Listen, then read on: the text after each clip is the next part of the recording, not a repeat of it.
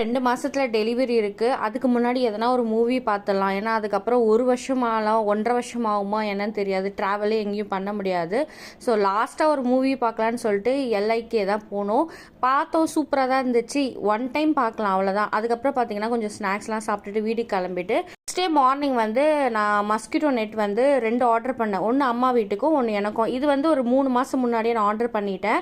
ஆனால் வந்து அம்மா வீட்டுக்கு வந்தோடனே நம்ம பிரித்து பார்த்துக்கலாம் அப்படின்னு சொல்லி வெயிட் பண்ணேன்.